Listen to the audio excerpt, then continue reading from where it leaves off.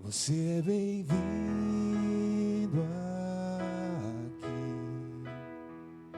A casa é sua, pode entrar. Me esvazio de mim, me esvazio de mim.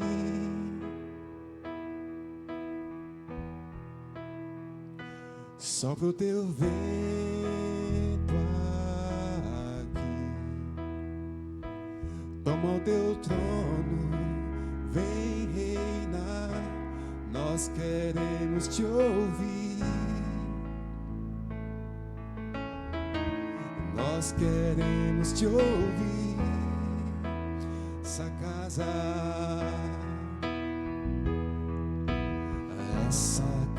é sua casa, nós deixamos ela pra você, Jesus. Essa casa é sua casa, nós deixamos ela pra você, Jesus. Essa casa é sua casa, nós deixamos ela pra você, Jesus. Essa casa é sua casa, nós deixamos ela pra você, Jesus. Apareça, que o teu nome cresça, enche este lugar, enche este lugar. Apareça, que o teu nome cresça, vem me incendiar, vem me incendiar. Apareça, que o teu nome cresça, enche este lugar, enche este lugar. Apareça, que o teu nome cresça, vem me incendiar, vem me incendiar. Essa casa é sua casa, nós deixamos ela pra você, Jesus. Essa casa é sua casa, nós deixamos ela pra você, Jesus. Essa casa é sua casa, nós deixamos ela pra você, Jesus. Cante. Essa casa é sua casa, nós deixamos ela pra você, Jesus. Apareça, apareça, que o teu nome cresça, enche este lugar, enche este lugar. Apareça, que o teu nome cresça, vem me incendiar, vem me incendiar. Cante. Que o teu nome cresça, enche este lugar, enche este lugar.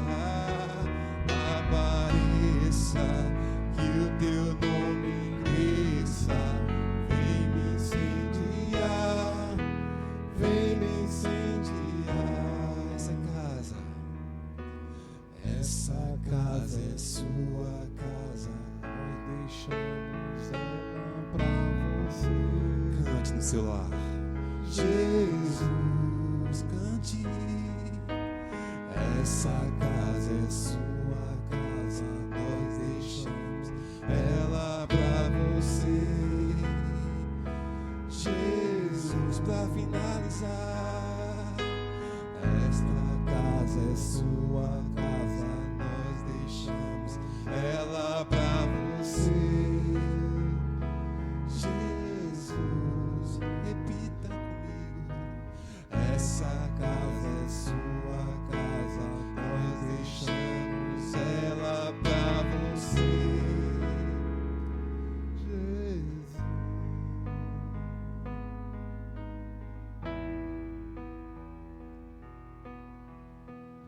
Boa noite, irmãos, graça e a paz do Senhor Jesus em cada um dos lares que estão nos assistindo neste momento.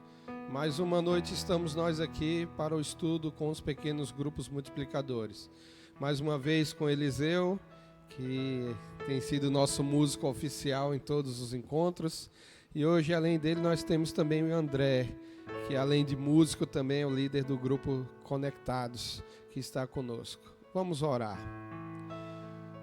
Senhor, nosso Deus e eterno Pai, assim como nós cantamos, que o Senhor esteja entrando em nossas casas, reinando, crescendo, aparecendo, que os nossos lares estejam mostrando que o Senhor é o Senhor de nossas vidas. Reina, Senhor, em nossas vidas, nos abre, Senhor, entendimento para a Tua palavra e nesta hora, ó Deus, esteja nos capacitando a entender aquilo que o Senhor tem a nos falar, para a honra e a glória do Teu santo nome. Te agradecemos por tudo, em nome de Jesus. Amém. Amados, vamos estar estudando, dando continuidade aos estudos que nós viemos fazendo nas últimas semanas, baseado no texto de 1 João, capítulo 2, versículos do 15 ao 17. Vamos ler esse texto. 1 João, capítulo 2, versículos do 15 ao 17. A palavra diz assim: Não ameis o mundo, nem as coisas que há no mundo.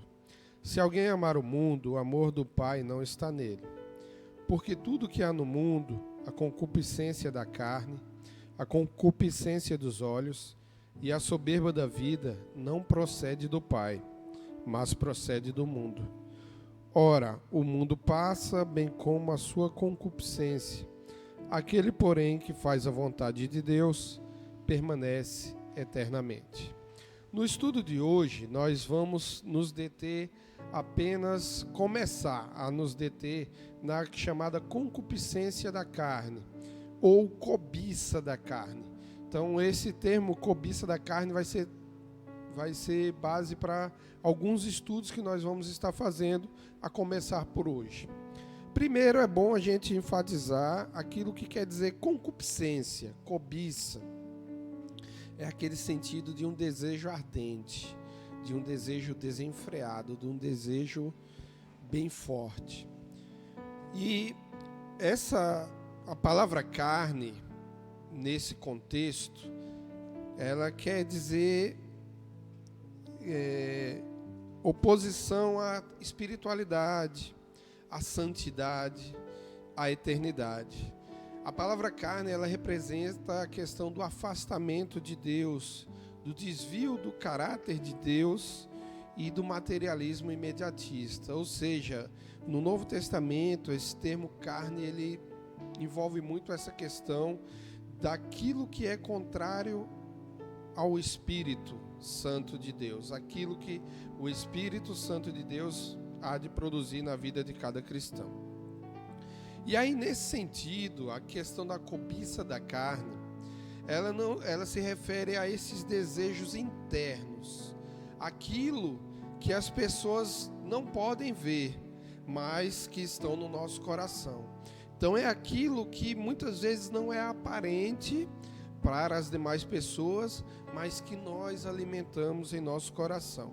E aí, outra coisa que é bem interessante enfatizar, que quando se fala nessa questão de carne, não se trata somente de desejos sexuais, como é comum muitas vezes a gente só querer direcionar para esse viés, vamos dizer assim, mas de tudo aquilo que Paulo fala para nós na carta escrita aos Gálatas, capítulo 5, versículos 19 a 21.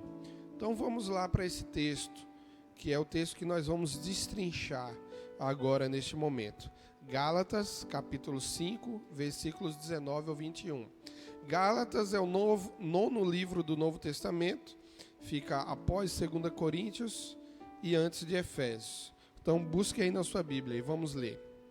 Diz assim o texto: Ora, as obras da carne são manifestas: imoralidade sexual, impureza e libertinagem, idolatria e feitiçaria, ódio, discórdia, ciúmes, ira, egoísmo, dissensões, facções e inveja, embriaguez, orgias e coisas semelhantes. Eu os advirto, como antes já os adverti, que os que praticam estas coisas não herdarão o reino dos céus. Então, este texto de Gálatas aqui já não é o apóstolo João, é o apóstolo Paulo falando para a igreja da Galácia sobre o que são as obras da carne. Então, esse texto, ele meio que complementa o que João estava querendo dizer lá em 1 João capítulo 2, versículos 15 ao 17, que nós acabamos de ler. E aqui Paulo ele começa a destrinchar, detalhar, para que os cristãos lá daquela época e nós nos dias de hoje venhamos entender pecado por pecado aquilo que nós fazemos e que desagradam a Deus. E aí no estudo, a gente hoje não vai se deter a destrinchar o texto todo, mas a gente vai pelo menos dividir esses pecados, comentar brevemente alguns deles e dividi-los em categorias. Então vamos assim. São pelo menos 5 categorias que a gente pode organizar essa lista de pecados. Primeiro, os pecados sexuais. E aí nós temos imoralidade sexual, impureza e libertinagem. Quando nós falamos de imoralidade sexual, envolve adultério, envolve fornicação, que é o sexo antes do casamento, e envolve a prostituição. Então, Paulo estava falando que essas obras da carne, chamada imoralidade sexual, isso é um conjunto de todos esses fatores. Outro pecado sexual, impureza.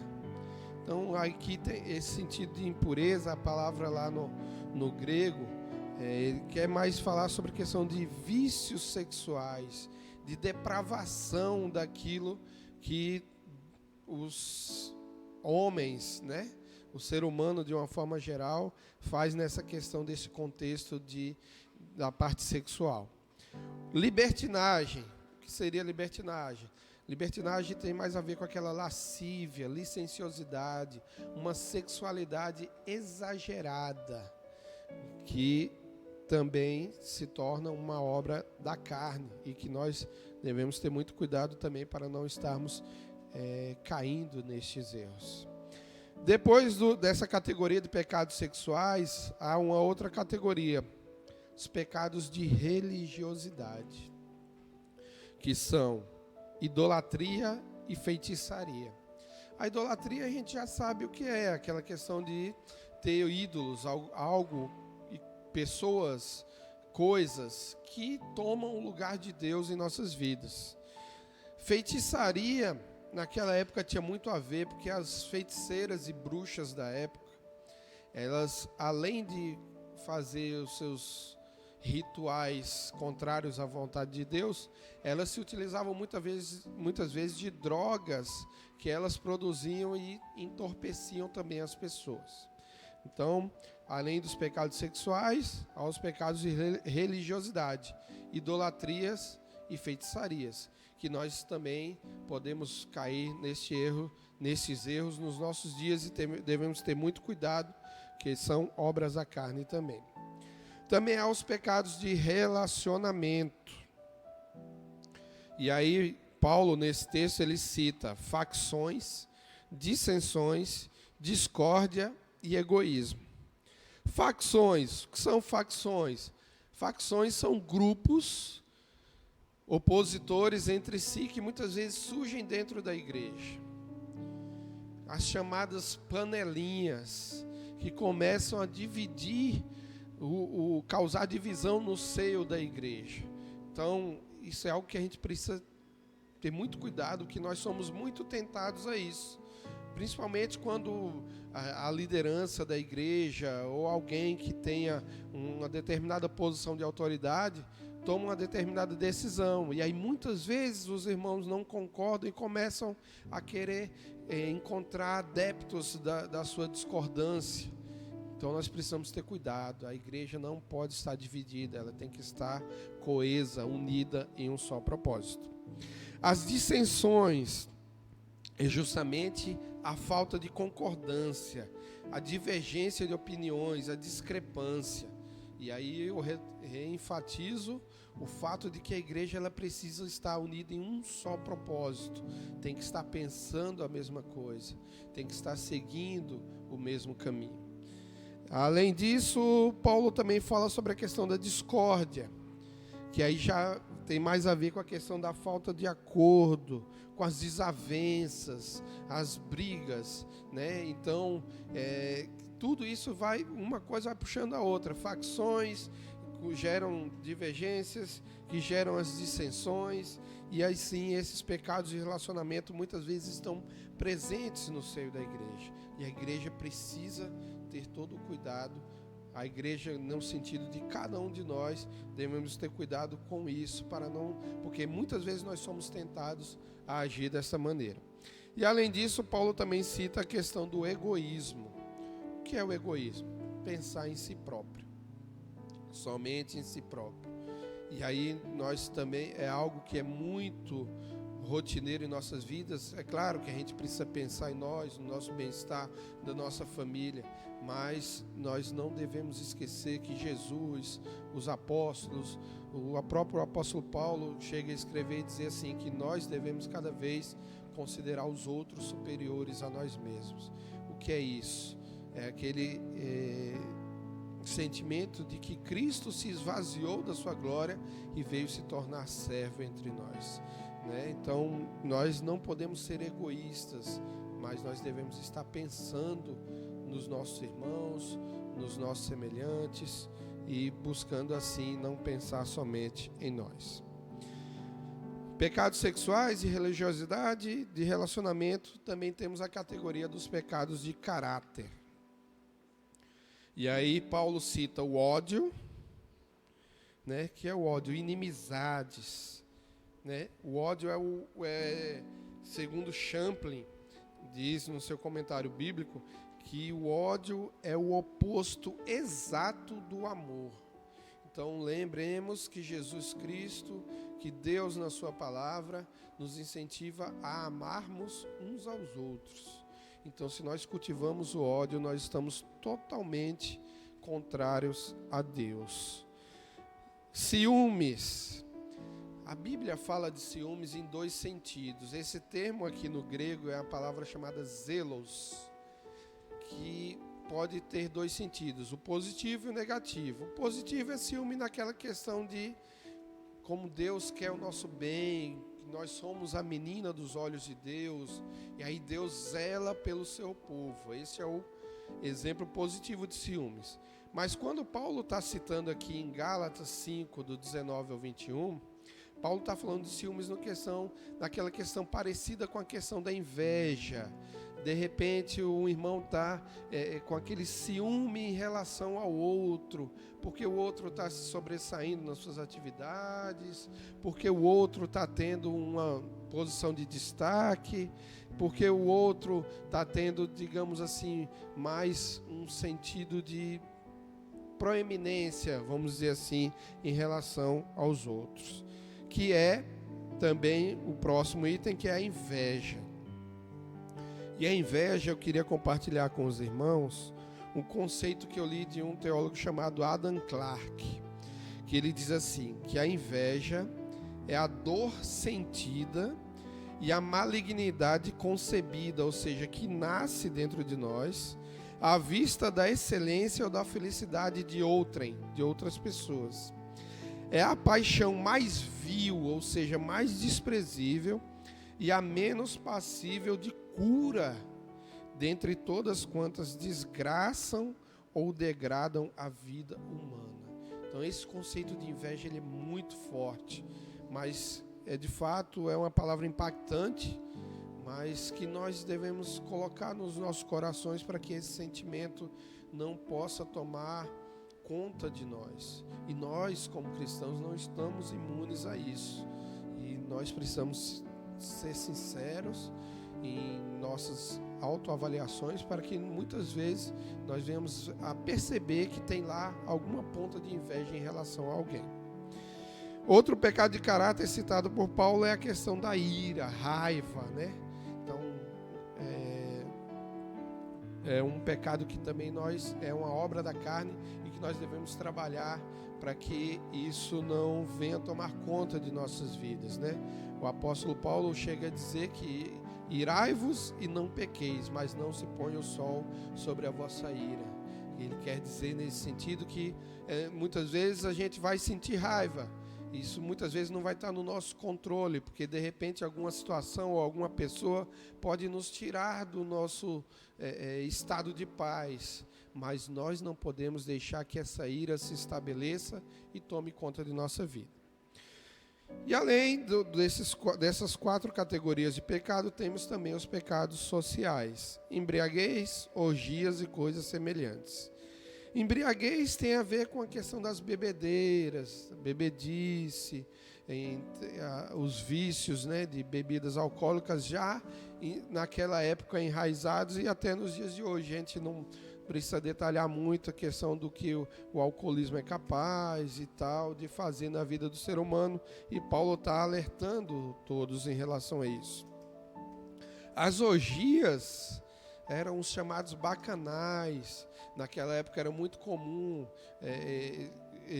as pessoas ali naquela região fazer os bacanais para o deus grego chamado Dionísio.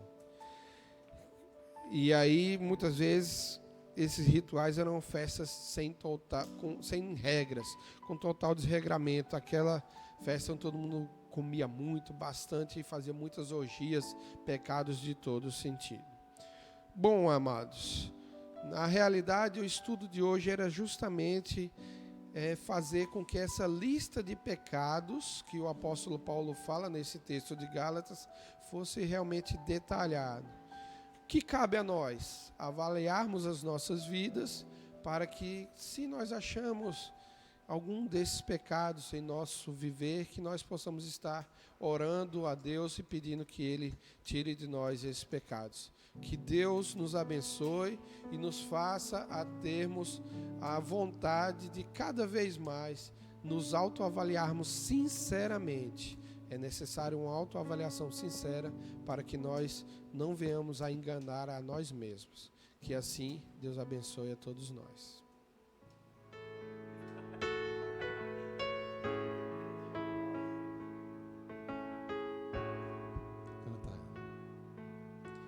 Grande é o Senhor e digno de louvor, na cidade do nosso Deus, teu santo monte, a alegria de toda a terra.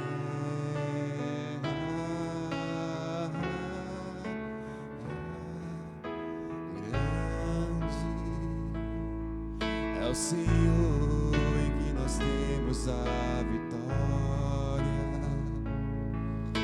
que nos ajuda contra o inimigo.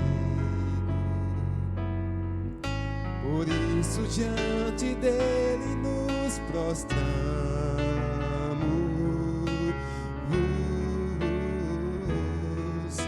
queremos o teu nome engrandecer. No seu lar e agradecer-te por tua obra em nossas vidas. Confiamos em teu infinito amor, pois só tu és o Deus eterno sobre toda a terra e céus.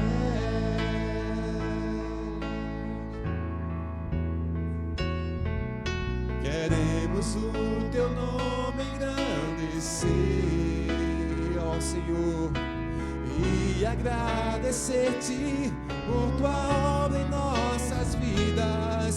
Confiamos em teu infinito amor, pois só tu és o Deus eterno sobre toda a terra e céu.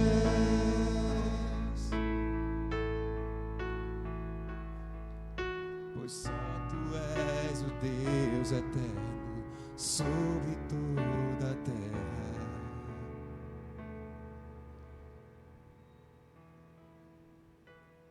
E céu.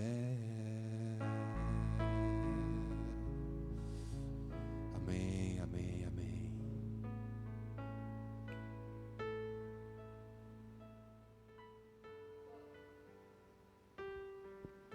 Irmãos, recado especial para os líderes dos pequenos grupos.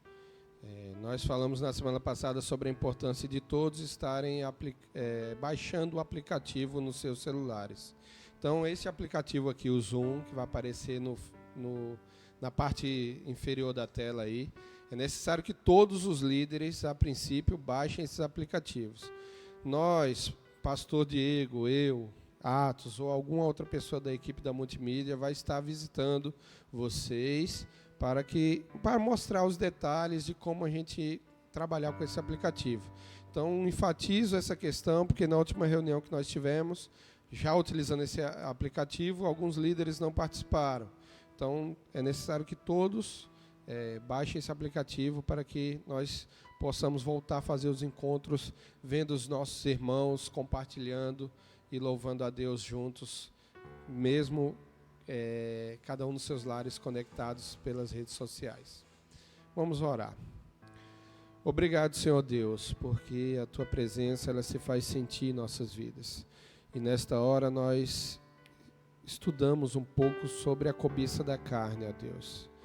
Pai, em nome de Jesus, coloque em nós um coração sincero, que nós possamos estar autoavaliando a nós mesmos, porque muitas vezes nós somos inflexíveis, nós somos implacáveis em avaliar os outros, mas muitas vezes nós somos tão tímidos, Senhor, quando a questão é avaliar a nós mesmos. Que nesta hora o Senhor esteja abençoando a cada um de nós com esse entendimento. Abençoa cada pessoa que esteve participando desse estudo conosco, cada lar que está sendo abençoado com esta palavra, com esses louvores, que estejam todos num só propósito, Senhor, de louvar e engrandecer o Teu santo nome. Este é o nosso propósito, essa é a nossa oração que fazemos em nome de Jesus. Que sejas meu universo, que sejas tudo o que sinto e o